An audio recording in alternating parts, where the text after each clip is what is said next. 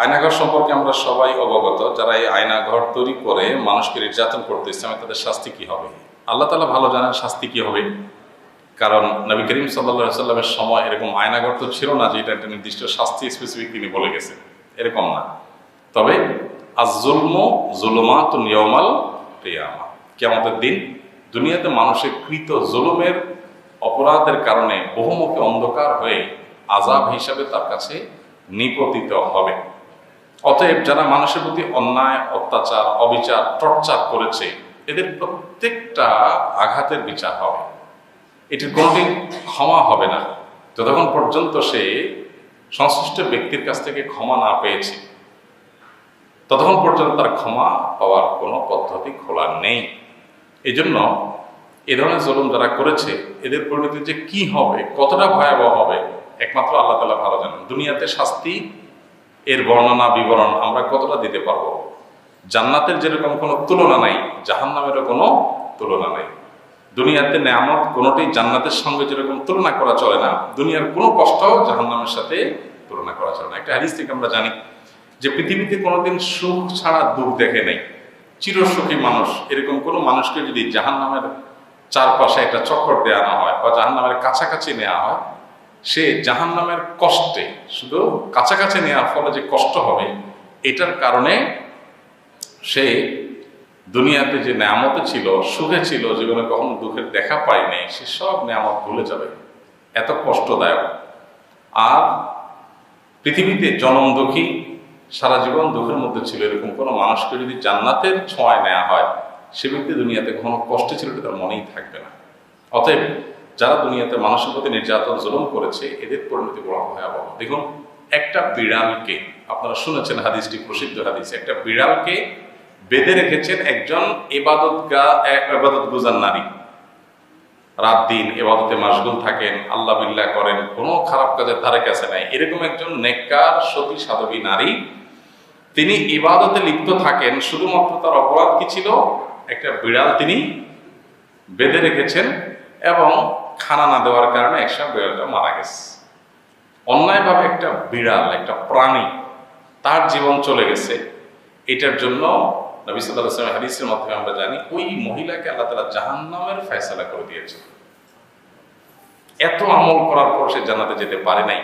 অতএব আমাদের যে সমস্ত ভাইয়েরা সাংবাদিক হয়ে কারোর নামে মিথ্যা রিপোর্ট করে টাকা খাওয়া, অথবা কারোর বিরুদ্ধে শত্রুতা করে তাকে ফাঁসানো, অথবা প্রশাসনের কোনো কর্মকর্তা হয়ে কোনো মানুষের প্রতি নির্যাতন করা, এই যে আয়নাঘর ইত্যাদিতে নিয়ে যাওয়া, যারা এই অবিচারগুলো করেছেন, একটা বিড়াল তার প্রতি কতদিন বেঁধে রেখেছেন? কোনো টর্চার করেন না, শুধু বেঁধে রেখেছেন।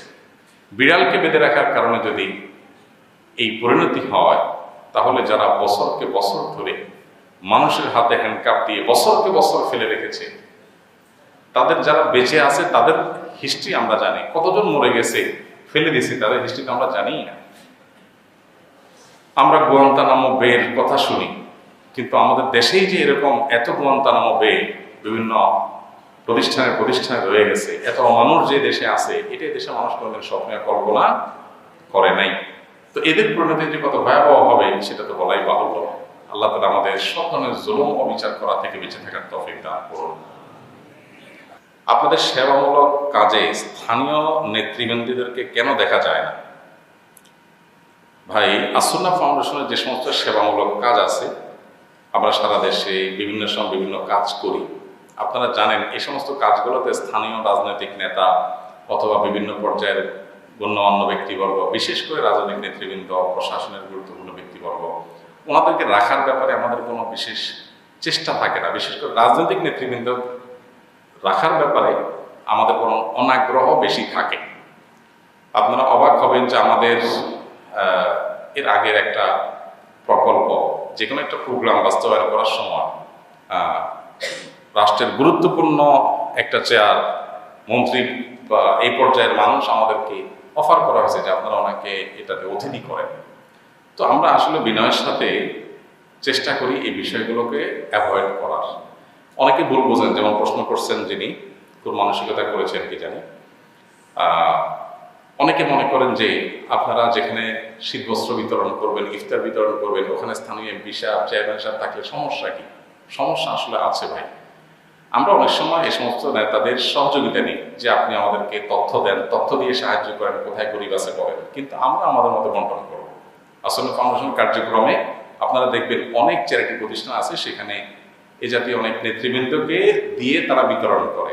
আমরা এটার জন্য চেষ্টা করি না, বরং অ্যাভয়েড করার চেষ্টা করি। এটা সব সময়ের জন্য প্রযোজ্য, যারাই যখন আসুক না কেন। কেন করি এটা বোঝার জন্য বলি। একবার মানিকগঞ্জে কিছু শীত বস্ত্র পাঠিয়েছি আমরা একটা ট্রাক বা পিক আপে করে। তো সেখানকার একজন জনপ্রতিনিধি, আমি নাম বা পদের কথা না বললাম, তিনি আমাদের সেখানকার যে স্থানীয়ভাবে যারা ভলান্টিয়ারি করতেছে আল্লাহর জন্য, যারা খাটে পরিশ্রম করে, কোনো বিনিময় নাই, পয়সা করি নাই, সে ভলান্টিয়ার যিনি আছেন আলেম, মসজিদের এক ইমাম আছেন, ওনাকে বলতেছেন যে এটা আপনারা আমাদের কাছে দেন, আমরা আমাদের ছেলেপেলেদেরকে দিয়ে বিতরণ করে দেব। তো যখন এটা আমাদের কাছে খবর আসলো যে স্থানীয় এক নেতা এটা বলতেছে, তো আমরা বললাম ওই নেতাকে বলেন আমরা এই জেলাতে বিতরণই করবো না, এই মাল টাকা ব্যাক করে নিয়ে আসে। পরে নেতা দেখছেন যে মানে খেতে যে পুরোটাই মিস হয়ে যাবে, তখন বলছে ঠিক আছে বিতরণ করেন, আমাদের অল্প স্বল্প দেন। আমরা বললাম না, গরিব হলে একটা কম্বল পাবেন, এর বাইরে আর কিছু দেওয়া হবে না। তারপর আমরা বিতরণ করছি সেখানে। ঢাকায় একবার যে কোনো একজন বড় নেতা, ওনার এলাকা, নির্বাচনী এলাকা, অনেক বড় নেতা, ওনার নির্বাচনী এলাকায় কোরবানি করতে হবে কয়েকটা মাদ্রাসায়। ওনার নিজের জন্য বলছে যে আমার নির্বাচনী এলাকায় কয়েকটা মাদ্রাসার জন্য একটু কোরবানি ব্যবস্থা করে দিন, গরু ছাগল। তো আমরা চিন্তা করলাম মাদ্রাসায় গরিব ছেলেপেলে থাকবে, এতিমরা থাকবে, সেখানে আমরা কোরবানি দিতে অসুবিধা নাই, কিন্তু মুশকিল হলো এই নেতা সাহেবের কাছে কেমনে দেই, কোরবানি হয়ে যায় না আমরা নিজেরা কোরবানি হয়ে যাই, কেমনে বুঝি। পরে আমি বললাম ঠিক আছে, এখানে আমরা কোরবানির পশু দেব, কিন্তু কোরবানির পশু আমার লোক যে জবাই করে দিবে। ঈদের দিন আমি লোক পাঠাবো, ঈদের দিন লোক পাওয়া কঠিন। তো আমি এক ভাইকে, একজন মাওলানা, ওনাকে অনুরোধ করলাম ওই এলাকার, বললাম ভাই আমার এই ছাগল গরুগুলা এগুলা থাকবে অমুক অমুক জায়গায়, আপনি ঈদের দিন যায় একটা একটা করে সব জবাই করে নিজে হাতে জবাই করে দিয়ে আসবেন, যাতে করে এই কোরবানি জীবিত কোরবানি যেন না হয়ে যায়, বেচা যেন না হয়ে যায়। পরে ওই আলেম যে একটা একটা করে সবগুলো কোরবানি করে দিয়ে আমাকে ছবি তুলে দিয়ে নিশ্চিত করলেন যে হ্যাঁ এটা মাদ্রাসায় কোরবানি করে দিছি, ইনশাল্লাহ 2 নম্বরের কোনো পথ খোলা নেই। আরেকবার একটা ঘটনা মনে পড়ে, পঞ্চগড়ে শীত বস্ত্র বিতরণ করতে গেছি আমি নিজে, আমার সাথে SM নাহিদ হাসান ভাই, আপনারা অনেকে চিনেন, আল কোরআনের ভাষা যে আছে, কোরআনিক অ্যারাবিক শিখান যিনি, একজন বড় ইঞ্জিনিয়ার, বুয়েট পড়ুয়া। তো নাহিদ ভাই আমাদের বন্ধু মানুষ, উনিও গেছেন আমার সাথে ওই প্রোগ্রামে। তো সেখানে স্থানীয় একজন এরকম জনপ্রতিনিধি, উনি একটা ব্যানার নিয়ে আসছেন।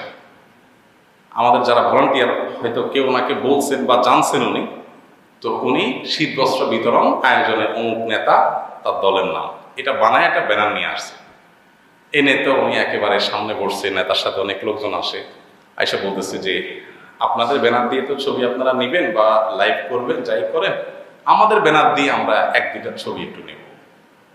তো আমি চিন্তা করলাম মানুষ টাকা পয়সা দিছে আল্লাহর জন্য, আর উনি ওনার দলের জন্য, দলের পক্ষ থেকে এটা হাইজ্যাক করে নিয়ে যাবে, এটা তো আমি বেঁচে থাকতে হতে দিতে পারি না। কিন্তু উনি নেতা, ওনার এলাকায় আমরা গেছি, কথা না শুনলে মাইদ্যুরও দিতে পারে, কি করা যায়। তো আমি বুদ্ধি করে চিন্তা করলাম ঠিক আছে বিতরণ হতে থাকুক। ওনাকে বললাম ঠিক আছে, অনেক কম্বল তো, আপনার তো একটা ছবি দরকার, নেওয়া যাবে, আপাতত আমরা দিতে থাকি। তো দিতে আসে আমরা টোকেন দেখে দেই।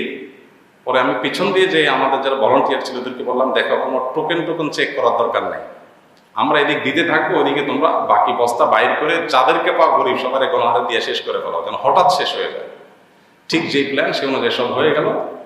এবার দিচ্ছে এখন অনেক আছে, হঠাৎ করে ওদিক দিয়ে গোপনে সব দেওয়া শেষ, পিছনে যারা আসছে গরিব মানুষ সবাইকে। এবার নেতা সব বলতেছে ভাই আমি ছবি নেবো না। তাই বললাম আছে তো কম্বল মনে হয়, তাকে দেখে যে নাই আর। তাই বললাম যে আরে শেষ হয়ে গেছে, আচ্ছা সামনের বছর দেখা যাবে ইনশাআল্লাহ। এই কথা বলে তাড়াতাড়ি আমি গাড়িতে উঠে আইজো দৌড় কাইজো দৌড় কোন রকম যান বাসায় চলে আসছে। ফিল্ডে আমরা যারা কাজ করি, আমাদের যত গল্প হয় এগুলো একত্র করলে মোটামোটা উপন্যাস হবে। কিভাবে যে আমরা এই দস্যুপনা থেকে, চাঁদাবাজি থেকে আপনাদের আমানতের টাকাগুলোকে হেফাজত করার জন্য আমরা প্রাণপণ লড়াই করি। এই জন্য যিনি প্রশ্ন করছে আমি তাকে মোবারকবাদ দিতে চাই। চমৎকার প্রশ্ন করেছেন এবং দরকার ছিল এটা আমার, যে আমরা কেন নেতাদেরকে হাইলাইট করি না। কারণ এই যে নেতাদেরকে হাইলাইট করলে নেতারা বলে ঠিক আছে শক্ত দিচ্ছেন 10টা রেখে দেন, আমার লোকজন আছে। তো ওনার এই অজানা অচেনা লোকজন বা নেতা কর্মীদের পেট ভরার জন্য অন্তত আমরা মানুষের টাকা ব্যবহার হতে দিই না। আমাদের জ্ঞাতসারে আজও পর্যন্ত কোনো প্রজেক্টে আলহামদুলিল্লাহ এরকম কেউ এসে ভাগ বসাবে মানুষের দানের টাকা, সে সুযোগ আমরা আলহামদুলিল্লাহ এখনো পর্যন্ত আমাদের জানাতে দেই নাই, আল্লাহ শুকর।